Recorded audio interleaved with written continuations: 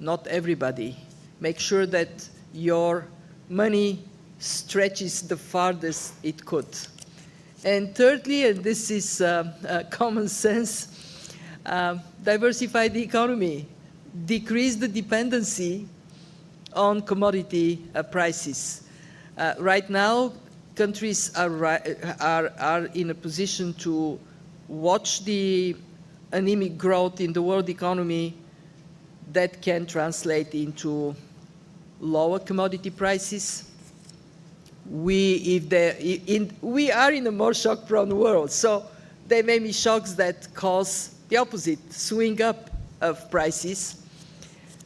Obviously follow closely this price dynamics, and again, if you have more, save some of it, because I don't know when the next shock is gonna be, I just know it'll come. Okay, we'll give the gentleman right in the front the opportunity now. Thank you so much and good morning. My name is Yaroslav Dolgopol, Ukrainian news agency, Ukrinform. So obviously and unfortunately, Ukraine became a part of the global agenda because of the war. My question is about the EFF program for Ukraine. Mm-hmm. Recently, the IMF mission conducted technical discussions in Kyiv in the frame of the second review of the EFF program. And you personally met Ukrainian authorities here in Marrakesh. May I ask you, could you please assess the current progress of implementing the benchmarks, the structural benchmarks of the EFF program by the Ukrainian side? Thank you. The Ukrainian economic team has been outstanding from the early days of the war. And this is why we have been able to agree on a program, very ambitious program, delivering large-scale financial support for Ukraine. As you know, the size of the IMF loan, slightly over 15 billion, mobilizes 115 billion in financial support over 4 years. And of course, this financial support has to be grounded in strong performance under the program. This strong performance is there. We have completed our first review in June with high marks for the actions of the Ukrainian authorities in raising revenues, collecting taxes. At that time, 36% taxes to GDP. I know many economies not in a war that can barely reach 15%, and here is Ukraine, 36% taxes to GDP. Improving governance and putting in place anti-corruption protection, making the spending well-targeted to social services, health, education, ensuring that pensions are paid, and bringing inflation down. The second review, the one you talked about, in this review, we registered 3 very important achievements. One, restoring growth. We now project growth to be around 3%. We had a range 1 to 3%. We are the higher end of the range. 2, inflation is down in single digits. It was high. It dropped because of this prudent policy, dropped down. 3, reserves are solid. And because they're solid, the Central Bank of Ukraine is in a position to move towards a managed flexible exchange rate. From a position of strength, we have been very clear that we need demonstrable progress on watching the money, and in that sense, we now have a law on to restore asset declarations. and we are working with the Ukrainian authorities on all aspects of the program. We have reopened our office in Kiev. That allows us to have day-to-day engagement with Ukrainian authorities. I am very impressed by Minister Marchenko, by the central bank governor, by the whole economic team, and I can say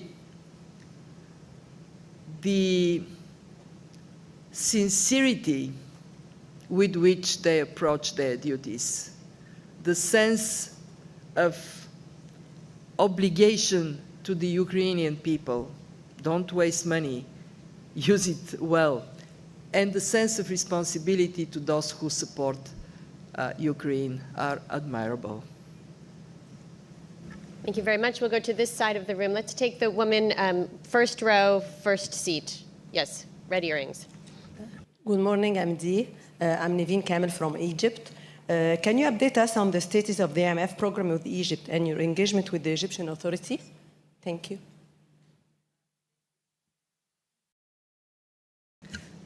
Thank you very much for your question. As I'm sure you know, the IMF has a long-standing close partnership with Egypt. When the pandemic hit, we provided exceptional support to Egypt, $8 billion, and then we followed with the $3 billion extended fund facility.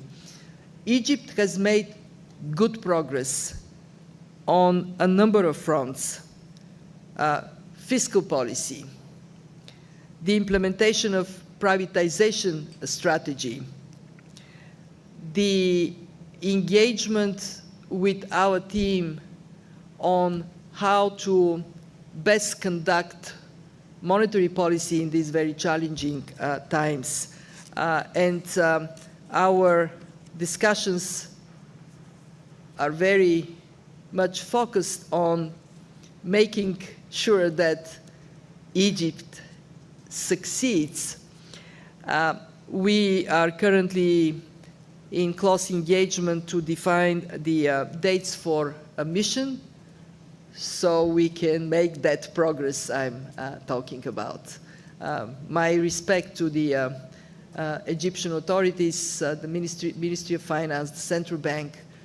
They're handling very difficult challenges, and they're doing that well. Very good. Let's go over here. Gentleman, second seat, GG Press.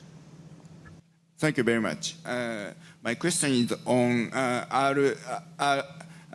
poverty reduction and growth trust to deal with future shocks, as you mentioned. And you have encouraged the member states to boost or contribute the fund further.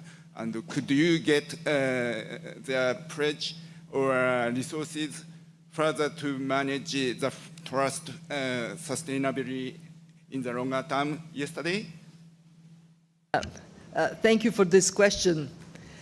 We came here with a dual objective to make sure we close the gap in subsidy resources currently in existence, and second, to think through how we can put long-term PRGT on sustainable footing. Yesterday, we made excellent progress towards the first goal, and we heard some very good suggestions from the membership on how to address the second one. I want to praise Japan. Japan made yesterday a very impressive pledge to the subsidy account of the PRGT, which made Japan the largest contributor, 20% of what we are going to provide as zero interest rate loans, a subsidy for zero interest rate loans comes from this generous contribution. So I take the opportunity, you're asking me this question, from the bottom of my heart to thank Japan for that generosity. Beyond Japan, yesterday we have heard quite a number of new pledges, and we got some indications that when the ministers are in town during our IMFC, there will be more that would close the current gap, the one that was identified in 2021. More importantly to me is the recognition that in this time of more geopolitical tensions, we have significantly expanded the number of contributors. 1/3 of the contributors are emerging markets and developing economies. They provide quite a significant part of the new pledges.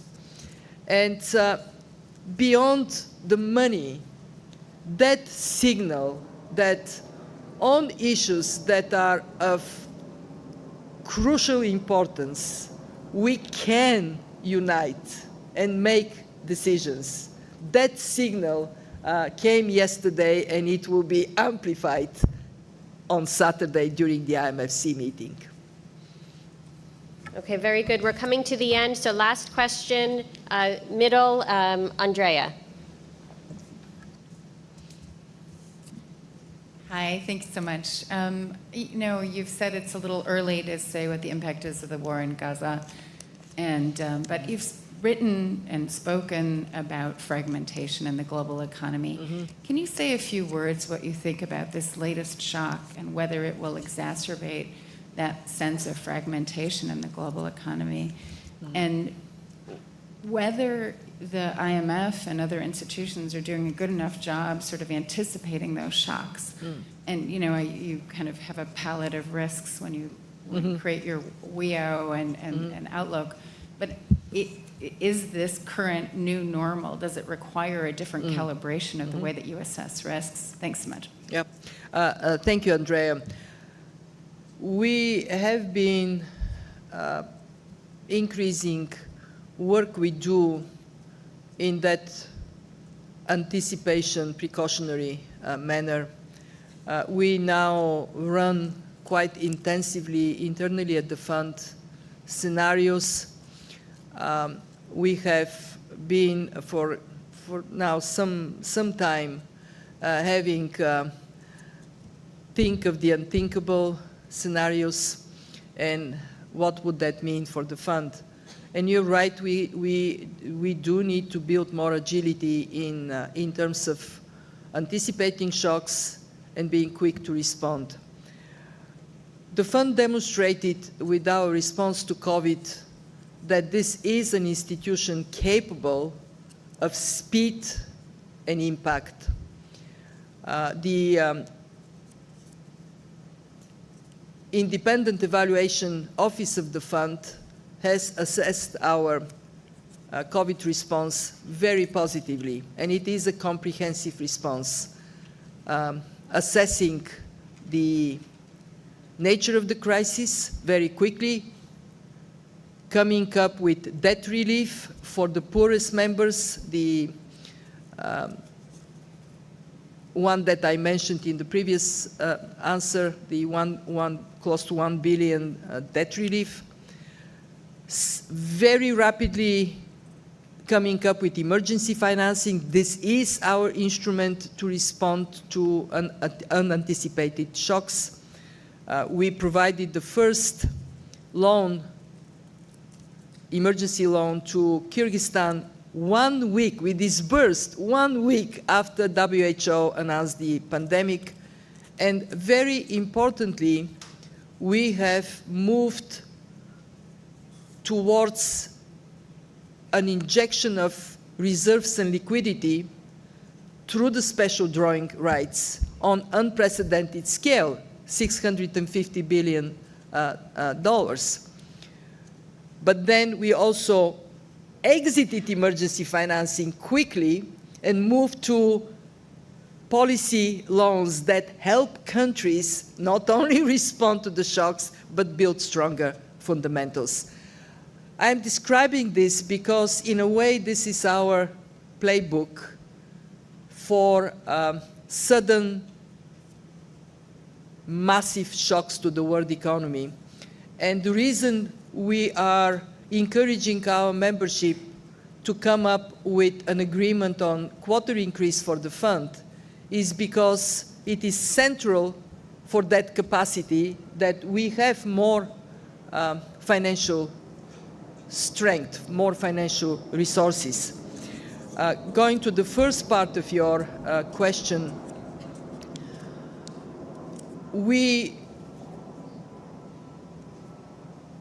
I cannot predict today how this would evolve.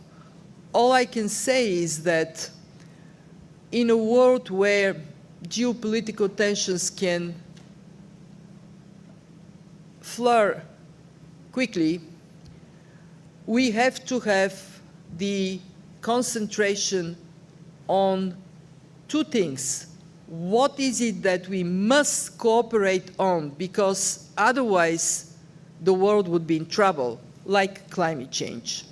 And two, where we can pragmatically define a path for cooperation in a way that bridges different views. And I can tell you, Andrea, you know me, I'm unwavering optimist. We define our destiny. So, as difficult as it might be, engage in discussions, identify areas of consensus, build on this consensus to take decisions that would improve the fate of people everywhere. Relentless. This is what we must be. Thank you. Thank you very much, Managing Director. This concludes our press briefing. Thank you all so much for joining us. We will post the transcript later today on our imf.org website. And if you have any further questions, please do reach out to our media relations team. They are available in the press center, as I think you know by now. And I wish you all a wonderful weekend. Shukran. Thank you And very merci. much. Thank you.